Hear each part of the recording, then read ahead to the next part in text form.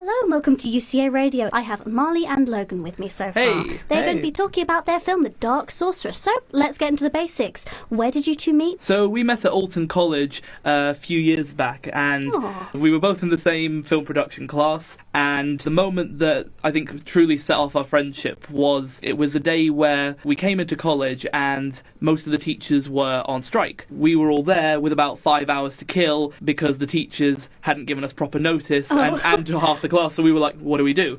So we were like, well, we could use this time to make a short film. And from there, it just launched our whole dynamic, and we've been working together since. Most people went home. We decided to do something productive, and I think that shared mutual interest of doing something creative of our time really... I mean, why not? I mean, Yeah. you might as well use the time. So, The Dark Sorcerer, what is your film about? Give me a brief summary. So The Dark Sorcerer is the story of Hannah Brown, a sorceress bride struck down at her own wedding by her father and left for dead, her wife to be slaughtered and all the other guests killed, and she returns 6 months later to seek revenge and bring her lost love back from the dead. Very interesting, very interesting. So it's kind of like that kind of spooky fantasy drama then? Yeah, exactly. I mean, Perfect for Halloween. if we got it out before then, I think we would really be achieving something. Maybe before next Halloween, if we're the next year's Halloween, if we're lucky. What compelled you to write this kind of genre? Have you done it before? So I've always had a passion for the fantasy genre. I've enjoyed writing short stories and novel-based fiction in it, sort of like as an ongoing side project, but I'd never tried to tackle it on film before. And I knew for my grad film that I was trying to decide between two genres. Either I wanted to make something in the superhero subgenre or in fantasy. And after a while, I kept having this recurring image in my head, which was a cloaked figure in a forest surrounded by fog, and then 3 enemies surround her on 3 sides and just emerge from the woods around her carrying enchanted swords. And I was just like, that's a good image, but I don't have an idea around it. I just have that mental image. I knew that's what I wanted, but I didn't have the idea around it. And then one day I was listening to one of these songs from the Tom Cruise movie Oblivion, and as I started listening to it, I was just like, hold on. And then the idea just started forming in my head. It just gave me great inspiration. To this day, I can't explain why, but from there, the idea just started fully forming, and I've been developing it since and just getting people on board. That sounds awesome. I mean, the best ideas come out of nowhere, right? Yeah. So far during production, what's been the most satisfying, proud moment of production? Ooh,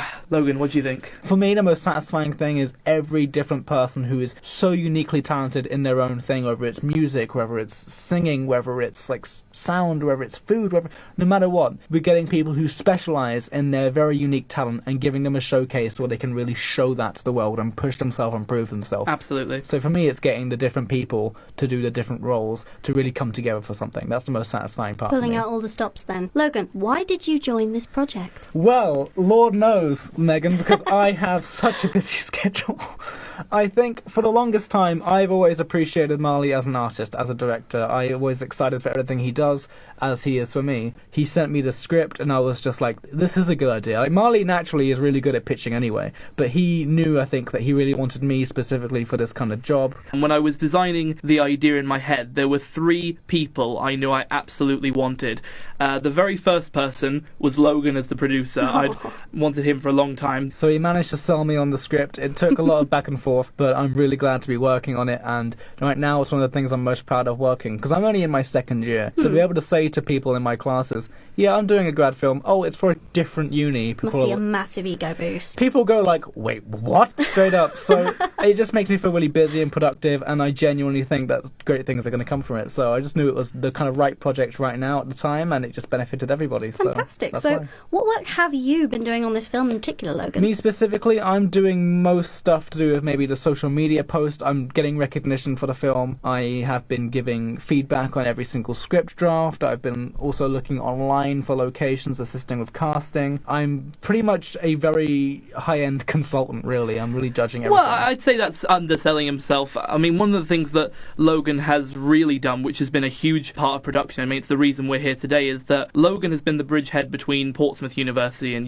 the University of Creative Arts. Logan has been one of the main people allowing that creative collaboration to happen, and because of that, the film's ambition has just been growing and growing, and I think it's making a real difference. That's fantastic. So, to get a better idea of this film, if you could compare it to 2 films, what would you say? We were discussing this earlier, actually. I would say Kill Bill meets medieval Star Wars. Interesting. That's what I'd have to go for. There's obviously aspects of several LGBT dramas in there as well, based on the themes of homophobia, prejudice, and redemption. But I'd say those are the two main film inspirations in terms of style, tone, and story subject matter. What do you both hope to achieve from this film? Do you think it could lead to anything in particular, or...? If this film manages to achieve its full potential, which I think it's well on track to doing with the people we've managed to get on board and are, consistently looking to push that further, I think the main thing I'd like to achieve is if everyone who works on this can really get great career recognition and establishment. If anybody networks on the set of this film and anybody gets maybe a next job specifically because somebody higher up has seen this film, then that would just be the perfect honor. Once we've completed the film, we hope to